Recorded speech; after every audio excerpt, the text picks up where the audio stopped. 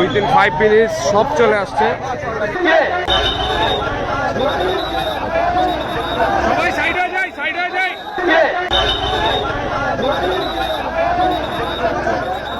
It will be very hard for us. Please, let us control the situation. আপনারা যখন আমাদেরকে phone দিয়েছেন, let us do it. আপনারা কথা বলবেন না। আসসালামু আলাইকুম সবাই, আশা করি ভালো আছি। তো আসলে আমাকে যারা ব্যক্তিগতভাবে চেনেন তারা জানেন আমি উত্তরাতে থাকি। আর উত্তরাতে যেহেতু আইন শৃঙ্খলা রক্ষাকারী বাহিনী এখন নেই, পুলিশ প্রশাসন এখন আপাতত দায়িত্বে নেই, তো আমরা গ্রুপ করে বিভিন্নভাবে রাতের বেলায় আমরা পাহারা দিচ্ছি আমাদের স্টুডেন্ট যেই সব গ্রুপগুলো রয়েছে তাদেরকে নিয়ে। তো হঠাৎ করে উত্তরা 7 নম্বর সেক্টরে লেক ড্রাইভ রোডের উপরে কিছু সন্দেহভাজকভাবে কিছু লোক আমরা পাই। তো এটা হচ্ছে প্রথমে একটা হাইক্স গাড়িতে প্রায় 3 জন এবং আরেকটা লেটেস্ট প্রিমিয়ার গাড়িতে আরও 3 জন সহকারে মোট 6 জন সন্দেহভাজকভাবে পাই। নিরাপত্তা বাহিনী পিস্তল সহকারে ওনার হাতে, উনি পিস্তল নিয়ে ওনার হাতে পিস্তল নিয়ে উনি আসছেন, উনি পাহারা দিচ্ছেন বললো, কিন্তু ওনার তো এরকম কোনো ইখতিয়ার নাই। সেক্টরের ভিতরে ওনারা পাহারা দিবে।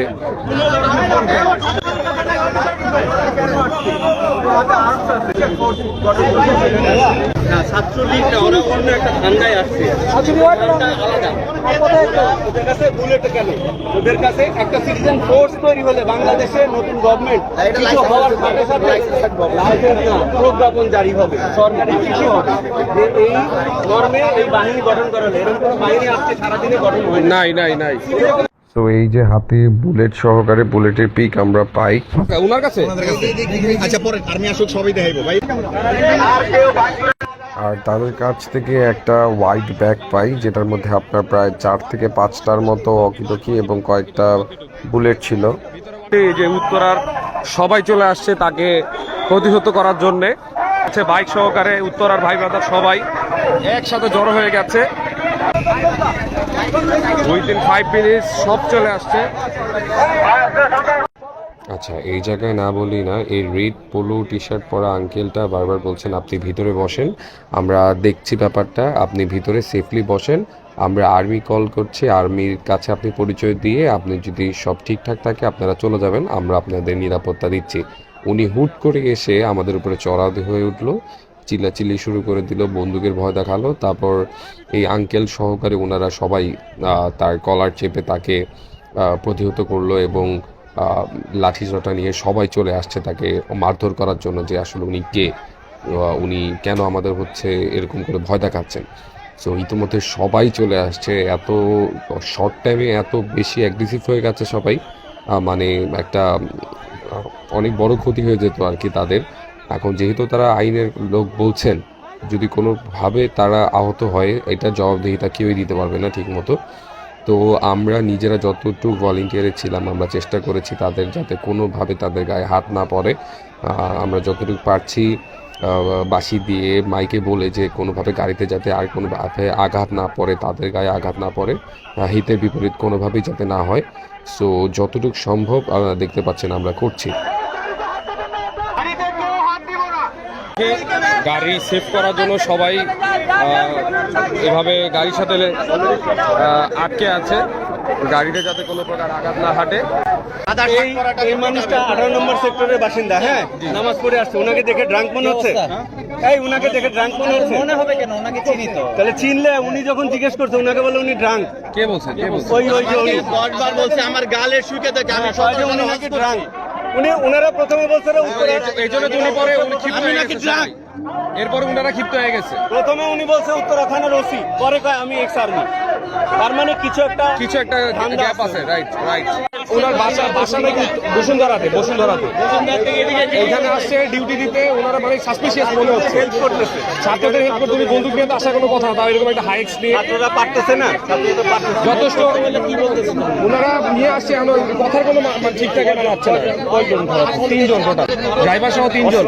অস্ত্র আছে। পর এখন আর্মি আসছে, আর্মি চলে আসছে, আর্মি। ওয়াও,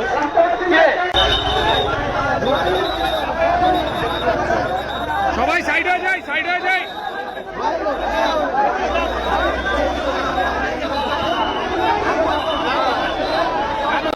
আচ্ছা, এইখানেই মূলত দ্বিতীয় ভেজালটি বাজে। এখানে দ্বিতীয় সাসপেক্ট উনাকে ধরা হয়। আর্মি যখনই উনাকে গাড়ি থেকে বের করে প্রত্যেকেই তাকে উদ্ধম মধ্যম মারা শুরু করে দেয়, গণপিটুনি দেওয়া শুরু করে, যে যেভাবে পারে। তখনই আর্মি তাকে সেভ করার জন্য জনগণকে এলোপাথারি মারতে থাকে। মানে সেইখান থেকে পরিস্থিতি স্বাভাবিক করার জন্য কিছুই করার ছিল না আর কি সেই সময়। তো যাকে যেভাবে পেরেছে আর কি কতগুলো পিটুনি দিয়ে সাইড করেছে as soon as situation control করার জন্য। তো এটা আসলে তাদের কিছু করার ছিল না, কারণ জনগণ এসে তাদেরকে যেভাবে মারধর করা শুরু করছিল, আর বেশিক্ষণ মারলে হয়তো বা তারা গুরুতর আহত হয়ে যেত। তো এই হচ্ছে অবস্থা। তো সাথে সাথেই বাঁশি দিয়ে ভলেন্টিয়ার সহকারে চেইন অফ কমান্ড করে সবাইকে পিছনে সরিয়ে দেওয়া হয়। সো সবাই যাতে চেইন করে রাউন্ড হয়ে যায়, আর তাদেরকে যাতে আমরা হেল্প করি এবং চেক করতে পারি যে অ্যাকচুয়ালি কী হচ্ছে। ভাই প্লিজ, আপনারা যদি চিল্লাপাল্লা করেন, আপনাদেরকে যদি আমাদেরকে থামাইতে হয়, it will be very hard for us. Please, let us control the situation. আপনারা যখন আমাদেরকে ফোন দিয়েছেন, let us do it. আপনারা কথা বলবেন না, যার যার অবস্থান থেকে চুপ থাকেন, জায়গায় বসে পড়েন, সবাই যার যার অবস্থানে বসে পড়েন, সবাই বসে পড়েন, সবাই বসে পড়েন। So at this time army সাথে সাথে এসে তাদের প্রায় 2 মিনিটের মতো সময় দেয় আপনাদের পরিচয় নিশ্চিত করার জন্য। অনেকবার জিজ্ঞাসাবাদ করে, কিন্তু তারা ঠিকমতো তাদের পরিচয় দিতে পারছিল না। তো তাদের সন্দেহ হয়, তারা সম্পূর্ণ বডি চেক করে, তাদের বন্দুক এবং বুলেট সহকারে কিছু জিনিস পায়। সো ওগুলো নেওয়ার পরে তারা ইনস্ট্যান্ট তাদের দুজনকে হাত বেঁধে দেয়। আর বলছে যে আপনারা এখানে আর জড়ো হবেন না, আমরা তাদের নিয়ে যাচ্ছি। তো তাদের যেই 2টা গাড়ি আছে সেই গাড়ি সহকারে তারা জব্দ করে। আর যেই 6জন ছিল, 6জনের মধ্যে 3জন পালিয়ে যায়, আর 3জনকেই তারা আটক করতে পারে। তো বাকিটা তারা তাদের আন্ডারে নিয়ে তাদের মতো করে জিজ্ঞাসাবাদ করবে। এইটাই তাদের লাস্ট কথা ছিল।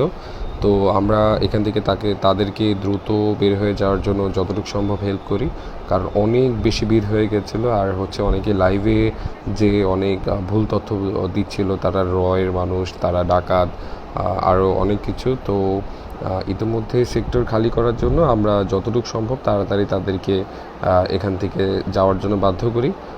সো এই হচ্ছে অবস্থা। সো আশা করি সম্পূর্ণ ভিডিওটা দেখার পর আপনাদের বুঝতে পেরেছেন যে আসলে কি হয়েছিল। সো সব শেষে আমি একটি কথা বলতে চাই, আসলে বর্তমানে বাংলাদেশের পরিস্থিতি খুবই খারাপ। তো প্রত্যেকটা সেক্টরে, প্রত্যেকটা অঞ্চলেই আমাদের মতো ইয়াং জেনারেশন প্লাস হচ্ছে আমাদের ফ্যামিলি মেম্বার্স যারা আছে, প্রত্যেকে সতর্ক থাকা উচিত। আর হচ্ছে কে ভালো কে খারাপ তা বুঝতে পারাটা এখন খুবই খুবই বেশি ডিফিকাল্ট হয়ে যাচ্ছে। তো প্রত্যেকটা পরিবারকে আমি বলবো, প্রত্যেকটা সেক্টরের মানুষদের সবারই যথেষ্ট কোঅপারেটিভ হয়ে আমাদের হেল্প করার জন্য, সেনাবাহিনীদের হেল্প করার জন্য, যতদিন না পর্যন্ত আইন শৃঙ্খলা রক্ষাকারী বাহিনী তাদের দায়িত্ব আগের মতো পালন করছে, ততদিন পর্যন্ত আমাদের একটু কম ঘুমিয়ে বাকি পরিবারের সকলকে ঘুমানোর জন্য সুযোগ করে দেওয়াটাই হচ্ছে আমাদের উদ্দেশ্য। সো এই হচ্ছে অবস্থা। আর আমি আরেকটা রিকোয়েস্ট করব, বিভ্রান্ত না ছড়ানোর জন্য, কারণ অনেকেই অনেক বড় বড় স্ট্যাটাস দিয়ে, বড় বড় লিখে লাইভে যে জিনিসগুলা ভয় ভীতি তৈরি করে ফেলছে, এগুলো থেকে একটু দূরে থাকবো। আর হচ্ছে সবার কাছে দোয়া চাচ্ছি, সবাই ভালো থাকবেন, দোয়া করবেন। আসসালামু আলাইকুম।